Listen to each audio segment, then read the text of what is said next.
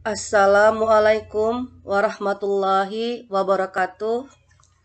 Apa kabar anak-anak ibu kelas 7 Ar-Raqib yang soleh? Harapan ibu kita selalu dalam keadaan sehat sehingga kita dapat melaksanakan aktivitas kita sehari-hari dengan baik. Amin ya rabbal alamin. Perkenalkan, saya Guru Mapel Matematika kelas 7 Ar-Raqib Irmadayanti SSI. Pada pertemuan kita kali ini, kita akan membahas tentang hubungan antar sudut akibat dua garis sejajar yang dipotong oleh garis transversal. Baiklah anak ibu, hubungan antar sudut sebagai akibat dari dua garis sejajar yang dipotong oleh garis transversal. Pertama sekali kita akan mendefinisikan apa yang dimaksud dengan garis transversal dan garis sejajar. Garis transversal adalah sebuah garis yang memotong dua buah atau lebih garis yang berada pada satu bidang dan memiliki dua titik potong atau lebih. Sedangkan garis sejajar merupakan garis-garis yang berada pada satu bidang dengan jarak yang sama dan tidak memiliki titik potong. Baiklah anak ibu, hubungan antar sudut akibat dua garis sejajar yang dipotong oleh garis transversal menyebabkan 1. Sudut-sudut dalam sehadap. Perhatikan gambar di layar anak ibu. Pada layar terdapat dua buah garis sejajar, yaitu ada garis A dan garis B yang ditandai dengan huruf kecil. Kedua garis tadi dipotong oleh garis transversal yang bernama garis M. Akibat perpotongan dua garis sejajar oleh garis transversal tadi mengakibatkan terjadi dua buah titik sudut, yaitu titik sudut A dan B yang ditandai dengan huruf kapital. Pada sudut A bisa kita amati bersama terdapat 4 buah sudut. Sudut A1, A2, A3, dan A4. Demikian juga dengan sudut B, B1, B2, B3, B4. Nah, anak ibu, coba lihat pada layar, ada sudut A1 yang ditandai dengan arsiran berwarna pink. Demikian juga B2 yang ditandai dengan arsiran warna pink. Nah, kedua sudut inilah yang disebut dengan sudut sehadap. Akibat kedua sudut tadi sehadap, maka besar sudut A1 dan B2 sama besar. Cara lain untuk menandai bahwa kedua sudut tadi sehadap, sudut sehadap menyerupai huruf F.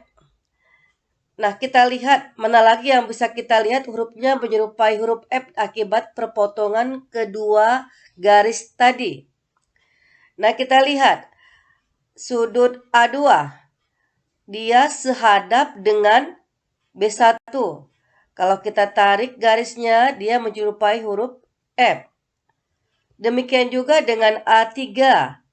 A3 sudutnya sehadap dengan B4. Demikian juga dengan A4, dia akan sehadap dengan B3. Jadi, dapat disimpulkan anak ibu, dua buah sudut yang sehadap sama besar. Dan dia menyerupai huruf F. Bagaimana anak ibu? Harapan ibu kalian bisa memahaminya dengan baik. Baiklah anak ibu, kita lanjutkan dengan sudut-sudut dalam berseberangan. Sama seperti tadi, perhatikan pada layar, terdapat dua garis. Hanya saja di sini nama garisnya garis M dan garis N. Kemudian dipotong oleh garis transversal yaitu garis L. Dari gambar bisa Ibu perhatikan terdapat dua titik sudut yaitu titik A dan B. Dimulai dari A1, A2, A3, A4, demikian juga B5, B6, 7, dan 8. Dari gambar bisa Ibu amati terdapat arsiran berwarna hijau. Sudut A3 dan B6 itulah yang disebut dengan sudut dalam berseberangan dan bentuknya menyerupai huruf Z. Nah, kedua sudut tadi mempunyai besar sudut yang sama. Selain sudut A3 dan B6, bisa kita amati sudut lainnya yang merupakan sudut-sudut dalam berseberangan. Yang mana Ibu? Ya benar, yaitu A4 dan B5. Itulah dua pasang sudut yang merupakan sudut-sudut dalam berseberangan. Baiklah anak Ibu kelas 7 Ar-Raqib yang soleh. Kita lanjut dengan sudut-sudut luar berseberangan. Kalau tadi sudah kita bahas bersama sudut-sudut dalam berseberangan, sekarang kita lihat bagaimana yang dimaksud dengan sudut luar berseberangan. Nah, kalau sudut luar berseberangan anak Ibu, bisa anak Ibu perhatikan gambar pada layar, itu ada dua garis, garis P dan garis R, yang dipotong oleh garis transversal yang bernama K, mengakibatkan terjadinya dua sudut luar berseberangan yang sama besar. Yaitu bisa diperhatikan pada layar ada arsiran berwarna orange, sudut D2 dan sudut E7. Sudut D2 dan E7 besar sudutnya sama akibat dari perpotongan dua garis sejajar oleh garis transversal tadi. Nah, jadi bisa Ibu amati sudut luar berseberangan ada D2 dan E7. Nah, mana lagi yang lainnya, Nak? Iya, betul. D1 dan E8. Mereka saling berseberangan dan besar sudutnya sama. Oke, anak Ibu, kita lanjut kembali. Nah, akibat yang keempat adalah sudut-sudut dalam sepihak. Kalau tadi sudah kita bahas bersama, akibat perpotongan dua garis sejajar oleh garis transversal, yang pertama menyebabkan sudut-sudut sehadap, kemudian sudut dalam berseberangan, dan juga sudut luar berseberangan. Ketiga akibat tadi menyebabkan besar sudutnya sama. Nah, kalau sudut-sudut dalam sepihak, kedua sudut tadi kalau dijumlahkan, jumlah sudutnya sebesar 180 derajat. Nah, bisa Ibu amati pada dua garis sejajar ada garis K dan garis H, dipotong oleh garis transversal A. Nah, manakah yang disebut dengan sudut dalam sepihak? Nah, sudut dalam sepihak bisa Ibu amati itu adalah B4 dan D6.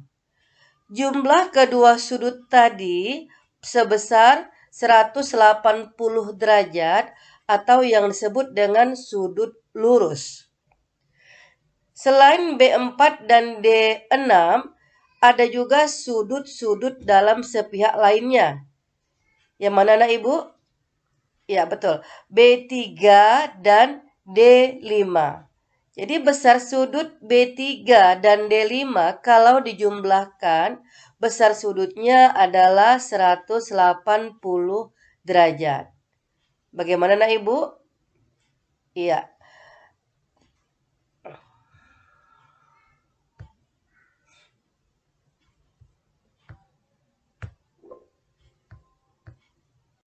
Iya, akibat yang terakhir ya anak ibu, akibat dua garis sejajar yang dipotong oleh garis transversal, namanya sudut-sudut luar sepihak. Sama seperti yang tadi juga, sudut-sudut dalam sepihak, jika kedua sudut tadi dijumlahkan, besar sudutnya sama dengan 180 derajat atau sebesar sudut lurus. Nah, bisa Anda Ibu perhatikan pada layar ada garis C dan D dipotong oleh garis L. Mana yang disebut dengan garis atau sudut luar sepihak? Yang disebut dengan sudut luar sepihak itu ada pada sudut M1 dan M7. M1 dan N7. Jika keduanya dijumlahkan, M1 tambah N7, jumlah sudutnya sebesar 180 derajat. Demikian juga dengan sudut M2 dan N8, jika dijumlahkan besarnya juga sebesar 180 derajat yang kita kenal dengan nama sudut lurus. Bagaimana nak Ibu? Paham materi yang Ibu jelaskan hari ini? Sebelum kita aplikasikan pada contoh soal? Ya, baiklah anak Ibu. Baiklah anak Ibu, kita aplikasikan pada contoh soal berikut tentang hubungan antar sudut akibat dua garis sejajar yang dipotong oleh garis transversal.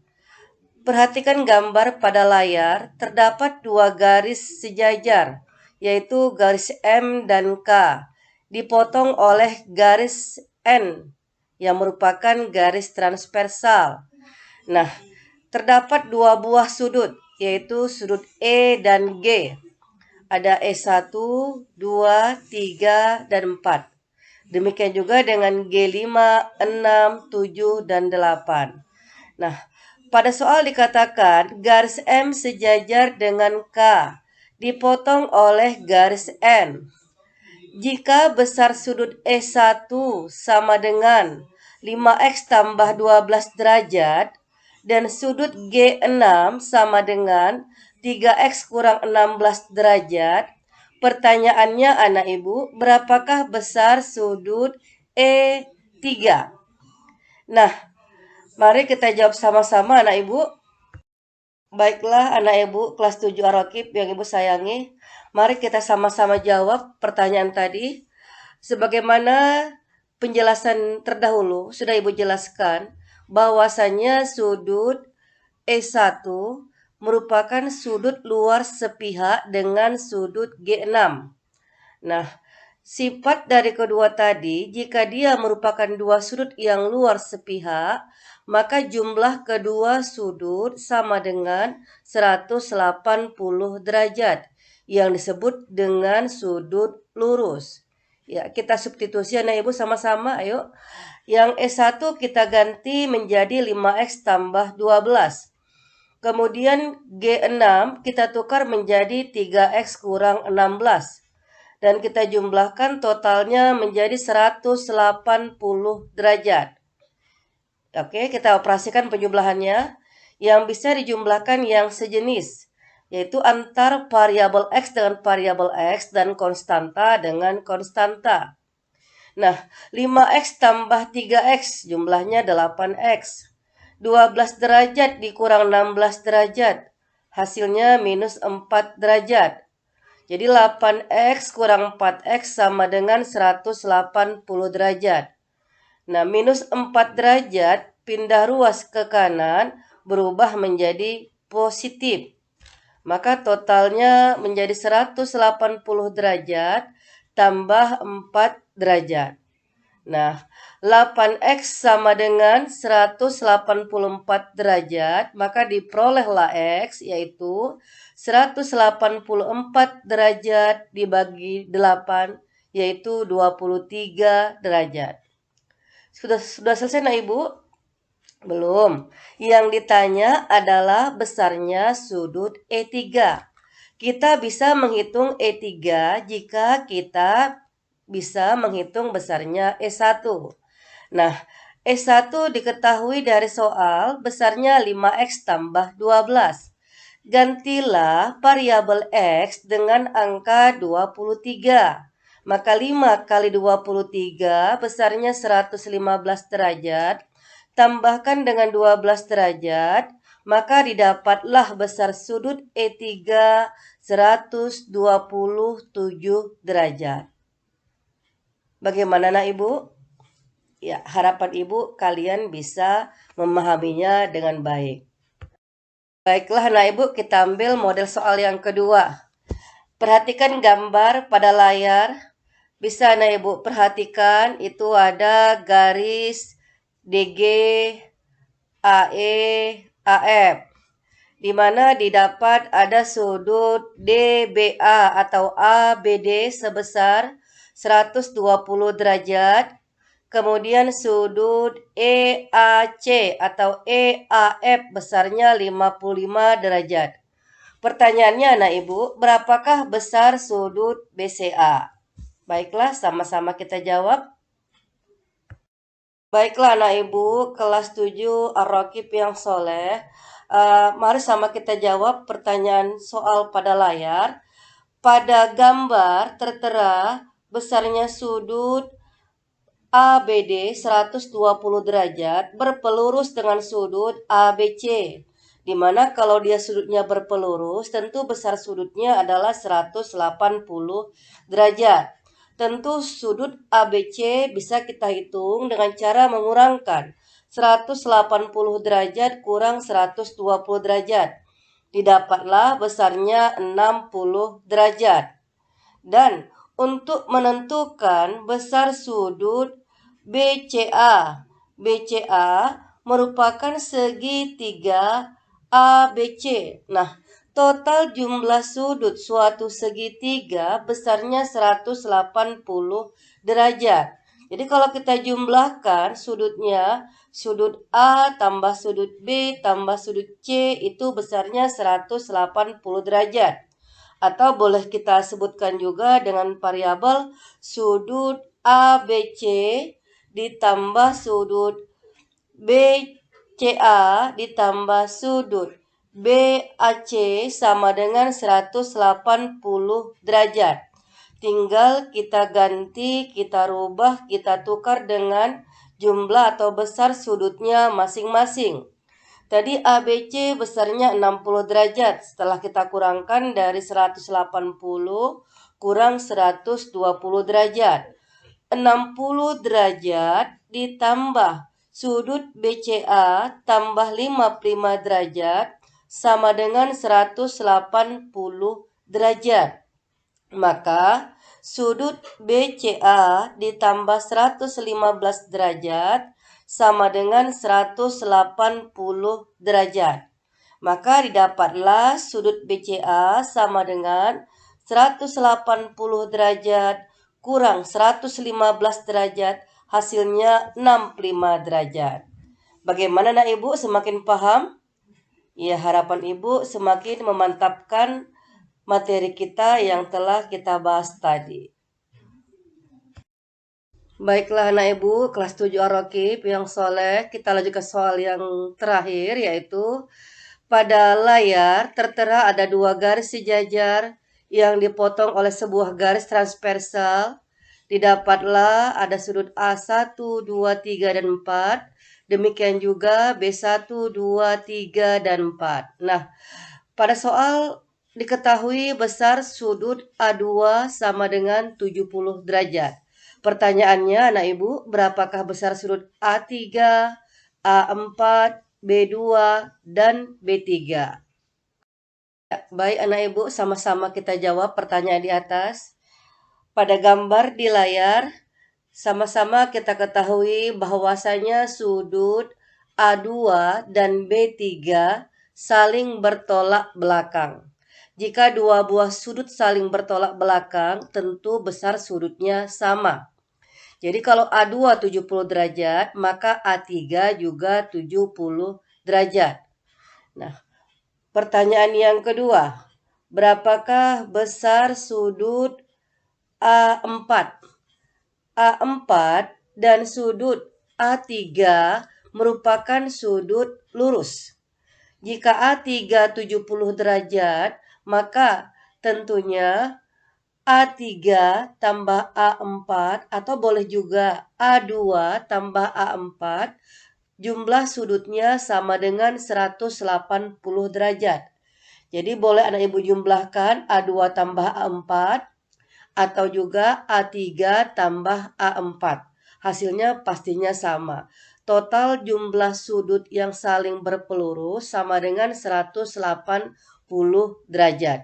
Maka didapatlah besar sudut A4 180 derajat kurang 70 derajat, hasilnya 110 derajat. Berikut soal yang berikut. Berapakah besar sudut B2? Sudut B2, sudut A2 dan B2 saling sehadap.